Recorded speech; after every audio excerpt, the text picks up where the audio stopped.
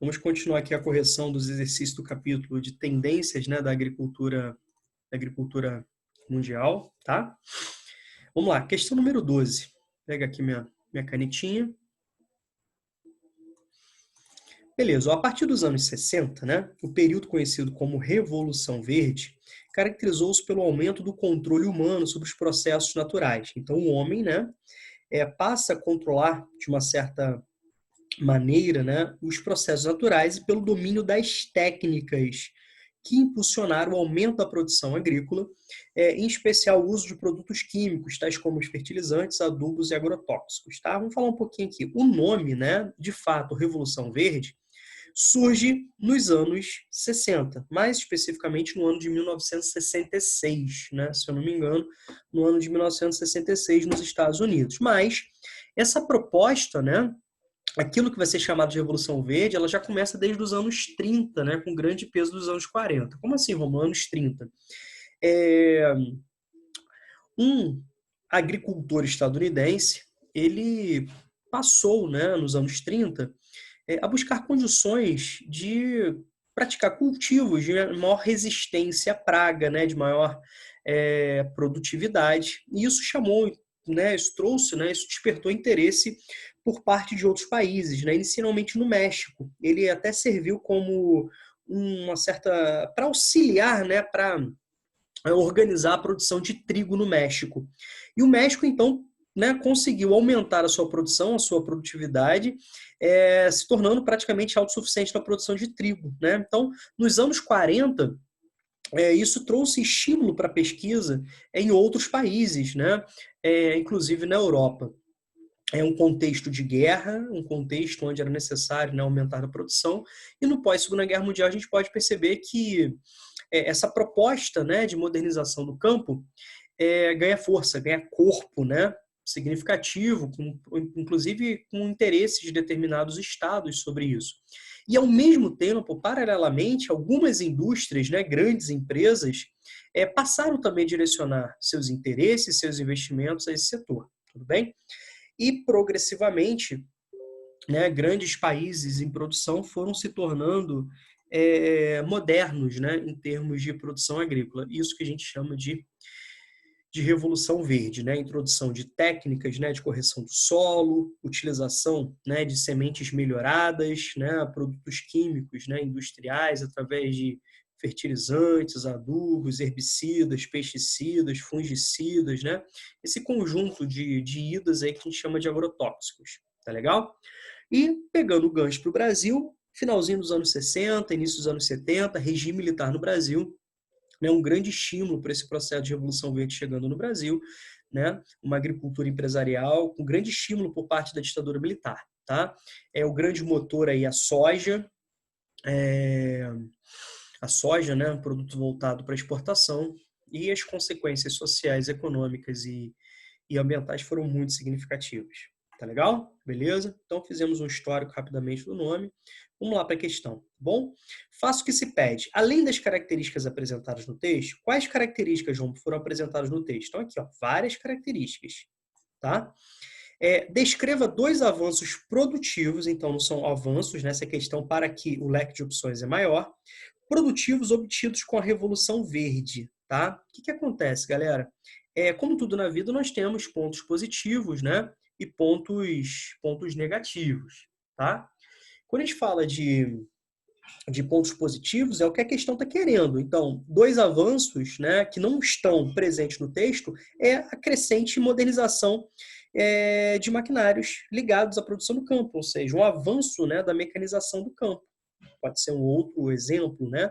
Repare que a questão também não está falando sobre organismos geneticamente modificados, né? Sementes melhoradas.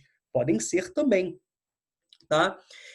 Outro exemplo, a gente pode falar, inclusive, de um processo de correção do solo, também não está sendo colocado no texto. Tá legal? Fala sobre, né, adubos, fertilizantes, mas não está falando sobre um processo, sobre técnicas, né, de correção do solo, como, por exemplo, no Brasil foi tão importante a questão da calagem, né, uma técnica desenvolvida pela Universidade Federal de Viçosa, que permitiu que agriculturas fossem praticadas, cultivos fossem praticados no solo naturalmente ácido do centro-oeste brasileiro, no solo de cerrado, né? A gente pode citar também irrigação artificial, né? Sistemas de irrigação artificial. Então, nós temos alguns avanços, né?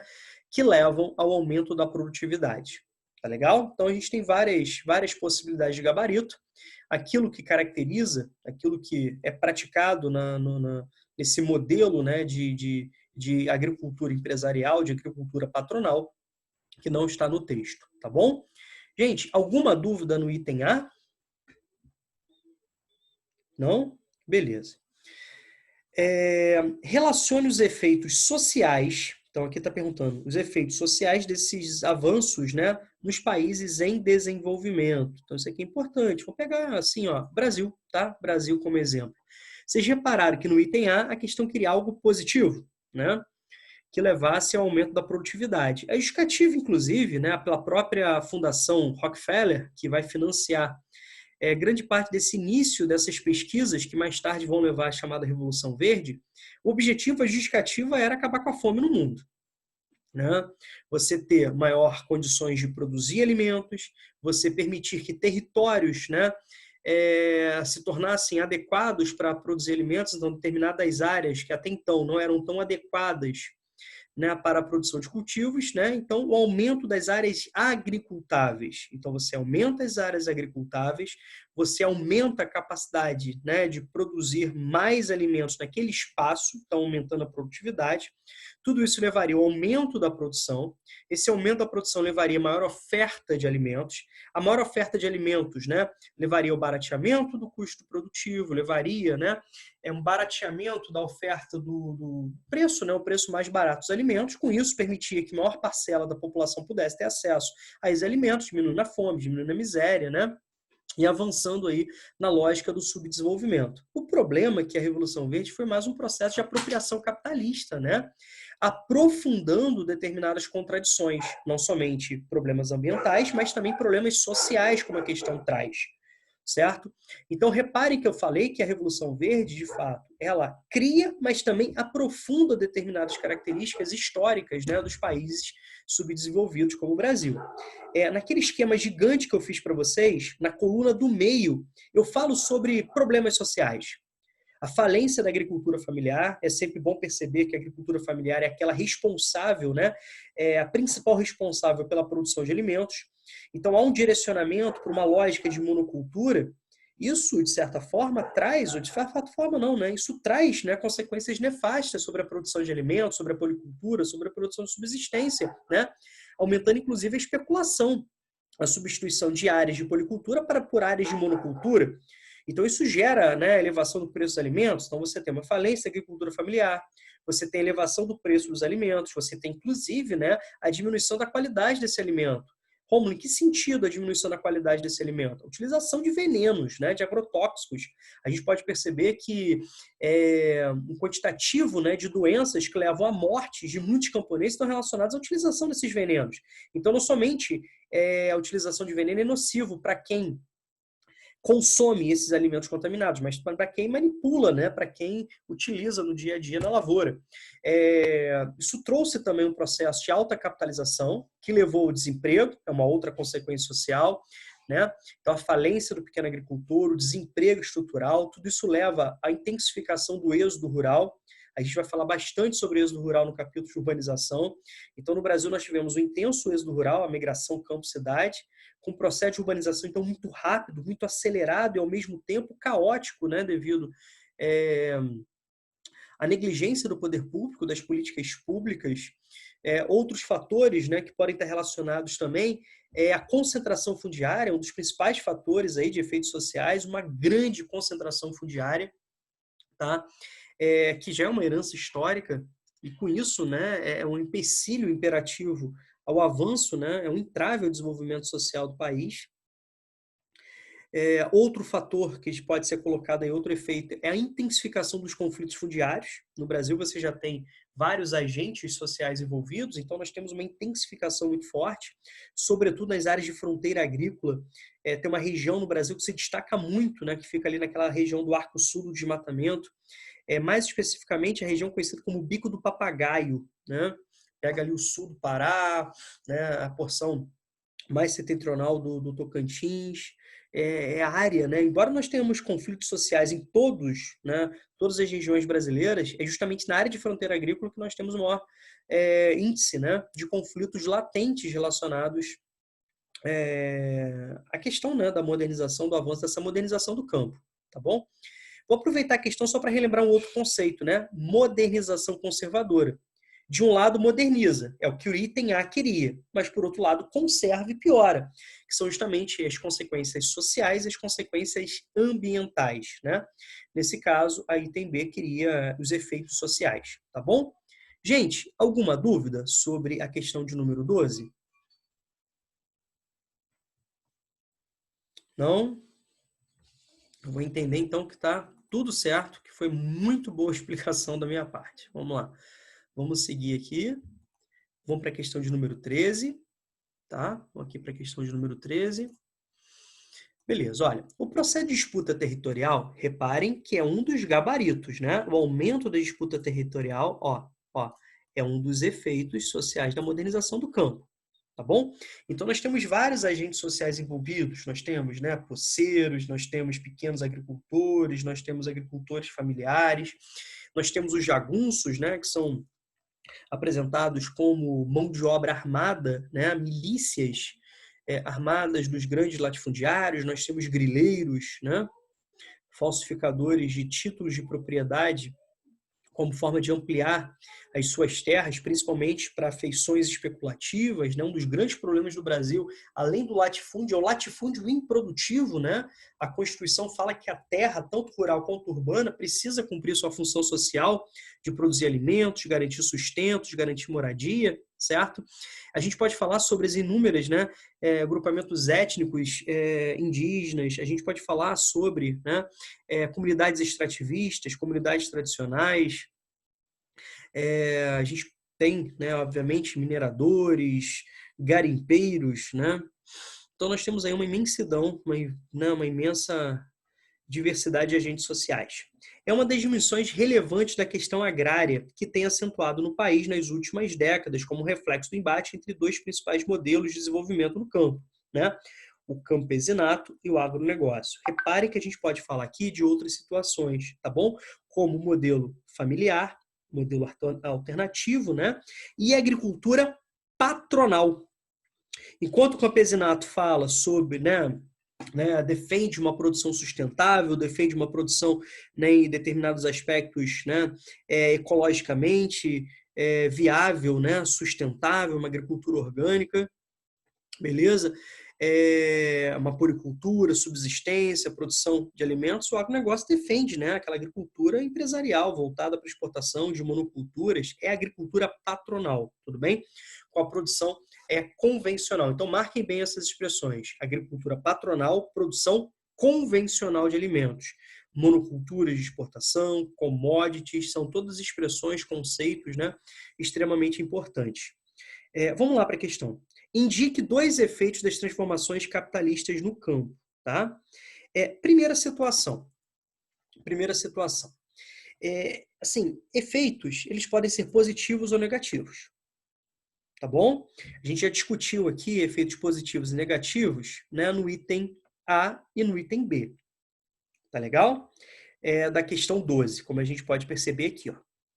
Beleza? Segunda situação. Quando a gente fala de transformações capitalistas, a gente está falando de um avanço, né, de alta capitalização no campo, ou seja, uma produção empresarial no campo. Inclusive, aqueles trabalhos não agrícolas, né, aquelas relações de trabalho não agrícola, marquem bem isso também, né, como uma mão de obra familiar, né, meeiros, a lógica do arrendar de terras, né, o arrendatário, são relações não capitalistas no campo. O avanço, né, das transformações capitalistas no campo também leva, né, em transformação a mão de obra, as relações produtivas, né, o assalariamento.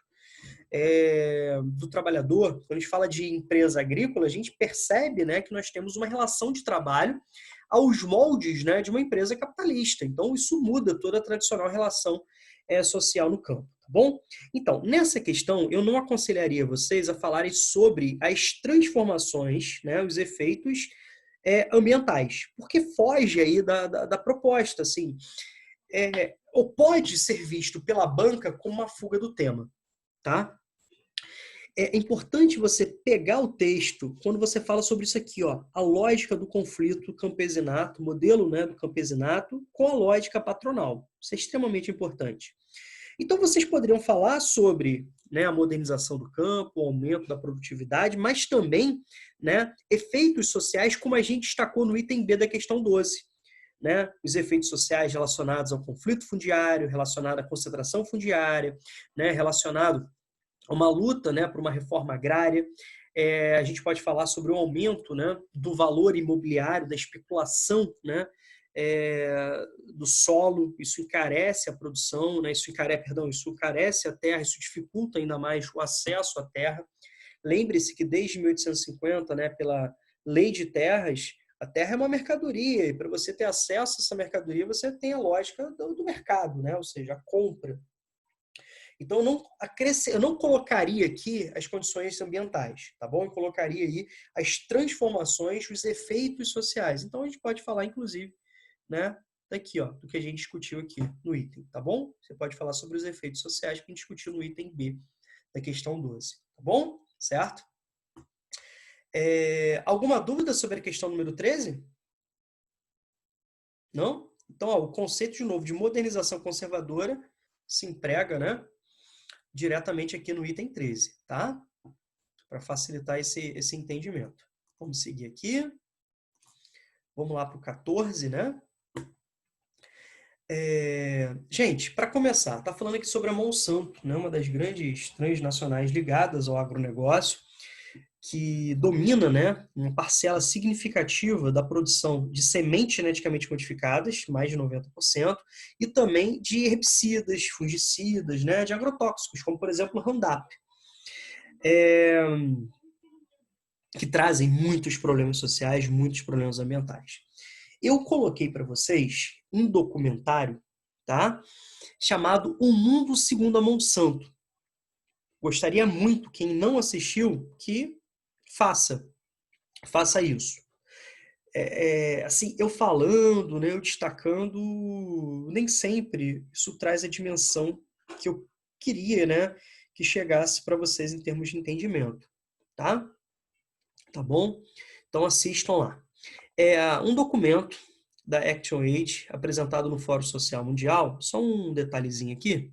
Quando a gente fala sobre o Fórum Social Mundial, ele vai se chocar quando a gente fala do Fórum Social Mundial, ele vai se chocar aos interesses do Fórum Econômico Mundial.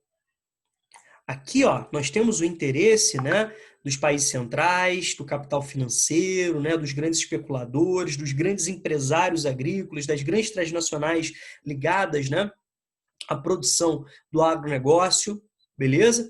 Que vai se confrontar com a lógica social, né, da produção de alimentos, de uma agricultura social, de funções sociais na terra, né? Vai se chocar com a lógica da defesa, da preservação do meio ambiente através de uma produção sustentável, tá bom?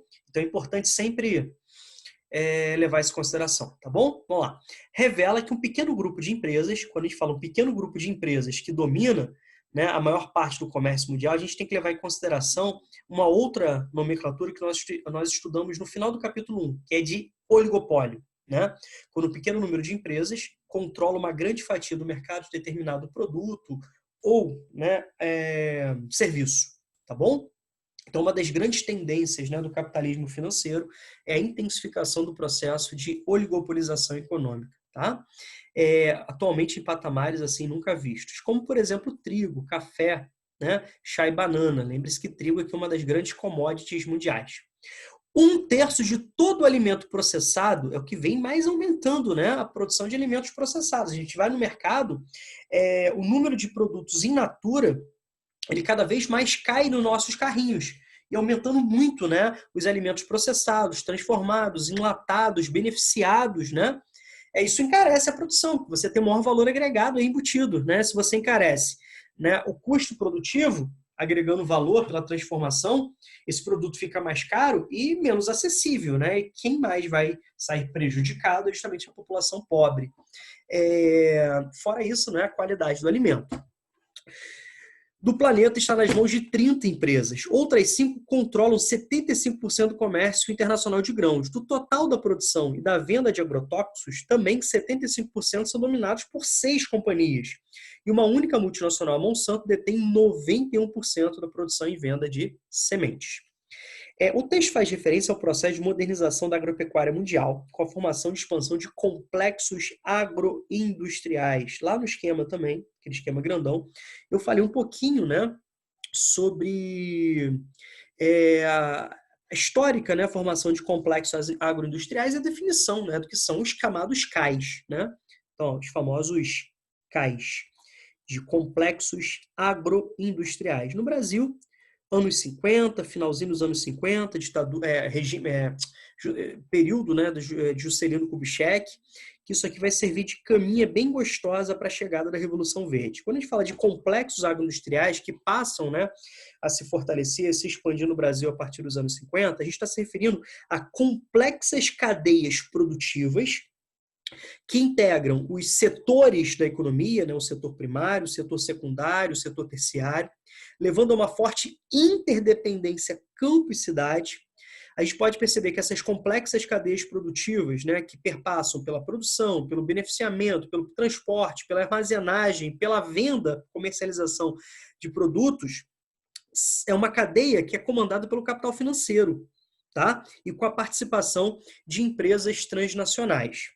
Tá certo? Então, aqui nós temos a definição do que são complexos agroindustriais. Complexas cadeias produtivas que integram os setores primário, secundário e terciário, aproximando campo e cidade no processo de ampliação da interdependência. Essas complexas cadeias são comandadas pelo capital financeiro e com a participação, assim, de grandes empresas transnacionais, tá certo? Não somente através do financiamento, mas também participando diretamente, como até mesmo grandes latifundiárias, né? Ou, no caso, né, fornecendo insumos modernos para essa prática. Com base na reportagem, a ponte, isso aqui é importante, tá? O que a reportagem fala? Ela cita bem a oligopolização. Aponte 2 consequências, tá, socioeconômicas negativas resultantes da situação de reduzida concorrência. Pensa, quando você tem um serviço e esse serviço é oligopolizado, monopolizado, o que você tem como reflexo? Pega, por exemplo, o transporte coletivo. Quando você tem um transporte coletivo controlado por apenas uma única empresa, o preço vai ser caro e a qualidade vai ser ruim. Concorda? Então aqui pode ser visto como uma resposta genérica, né? Então a lógica da oligopolização do campo traz efeitos, né, como qualquer tipo de oligopolização, de controle. Tudo bem? Então a perda da qualidade dos alimentos, né? O aumento do preço dos alimentos, tá certo? Beleza? Com isso aumenta a pobreza, a miséria, né? A lógica, né, de subdesenvolvimento. Tá bom? Gente, alguma dúvida aqui? Tranquilo? Tudo tranquilo aí, gente? Então, vamos entender que o silêncio tá tudo tranquilo. Vamos aqui para a questão de número 15. Tá lá. Considere as afirmações 1, 2 e 3. Afirmativa, né? Afirmação 1. Afirmativa 1. Há 2 elementos fundamentais na agricultura que a diferem da indústria. O primeiro deles é o tempo da natureza. O que acontece? Né? Quando a gente faz um cultivo, esse cultivo ele depende, né, de características naturais, do solo, né, das precipitações, da fertilidade do solo, da biota do solo, né, da radiação solar, da pluviometria, né? Então você tem uma infinidade de situações. Entre, né, esse tempo da natureza, a gente pode perceber que a gente precisa de um tempo entre, né, o cultivo e a colheita, certo? O que as inovações técnicas, né, fazem? Elas tentam acelerar esse período. Elas tentam, de certa forma, depender menos, né, do meio natural. Então, é uma lógica de produção intensiva, né, quando você depende menos do meio natural. Então, como assim? Correção do solo, adubação química, né, fertilização química industrial do solo, irrigação artificial, tá? É... Sementes geneticamente modificadas, né? A utilização de defensivos químicos, pesticidas, fungicidas, tá legal? Beleza? E as sementes geneticamente modificadas também têm como função conseguir mais de uma safra, tá? Ao longo do ano, por exemplo, tá bom? Afirmativa 2. O Brasil alcançou o primeiro lugar no ranking mundial de consumo de agrotóxicos. Né? O Brasil, hoje, né, continua sendo o país que mais utiliza veneno no mundo. Isso é algo assim assustador. Recentemente, né, nos últimos meses, nós tivemos uma liberação, né, de quase 200 agrotóxicos, né, que é o nome genérico para todos esses idas da vida, como eu já citei para vocês, que estavam banidos, inclusive são banidos de vários países. Qual é a lógica? Baratear o custo de produção. Mesmo que para isso você tenha, né, consequências nefastas do ponto de vista ambiental, do ponto de vista social, mesmo que esteja matando um número significativo de pessoas, mesmo que esteja contaminando, né, um quantitativo absurdo de solo, de recursos hídricos, legal? A importância, inclusive, também do documentário que eu citei da Monsanto, que fala bastante sobre isso. 3. Ressalta-se que 92% da receita líquida gerada pelas indústrias fabricantes de agrotóxicos em 2010 ficam com apenas 6 grandes empresas de capital estrangeiro. Então, a gente está falando aqui de oligopolização. O texto da questão anterior já auxilia, né? O texto da Monsanto já auxilia nesse entendimento aí. Beleza? Vamos lá. Em cima dessa leitura, em cima dessa interpretação, dessa reflexão, dessas 3 afirmativas, vamos responder os itens. Analise a afirmativa 2, mas considerando a 1. Então, quando a gente fala da lógica da 2, a gente está falando justamente isso. Então, quando você fala sobre agrotóxicos, o conjunto de herbicidas, pesticidas, fungicidas, né, busca, de certa forma, aumentar a produtividade, resistência maior a determinadas pragas naturais, né, predadores e por aí vai. Certo? Com o objetivo sempre econômico, de reduzir o custo de produção, certo? Aumentar a produtividade e, consequentemente, a lucratividade. Beleza? Então, o objetivo aqui é garantir o aumento da produção. Então, vai se esbarrar com a lógica, né, do centro aqui, ó. Tempo da natureza, menor dependência, né, dos aspectos da natureza. O B. Qual o processo que se refere à afirmativa 3? Explique. A afirmativa 3 está falando sobre o processo de oligopolização. Explicação. A oligopolização se caracteriza quando um pequeno número de empresas, né, controla uma grande fatia do mercado de um determinado produto ou serviço. Tá bom? Beleza? C. Indique 2 impactos. Então, o verbo de comando indicar. 2 impactos. Esses impactos eles podem ser variados, mas aquele que é os socioambientais, decorrente do uso de agrotóxicos. Então, vocês podem falar sobre a contaminação do solo, a contaminação dos recursos hídricos. Tudo bem? Serão 2 impactos aí muito fortes. Fora isso, você pode citar, a gente já até falou aqui, como prejuízos, né, para a biodiversidade de uma forma geral. Inclusive, pegando um exemplo, a mortes de abelhas, né, que estão diretamente relacionadas às monoculturas e também a utilização dessas monoculturas de agrotóxicos, né? E as abelhas têm uma função imperativa aí na polinização, colocando em risco não somente a biodiversidade do planeta, mas a própria produção de alimentos, né, para a sociedade humana. Tá? São aspectos que poderiam ser utilizados aqui como gabarito. Tá legal? Gente, alguma dúvida? Alguma dúvida? Beleza.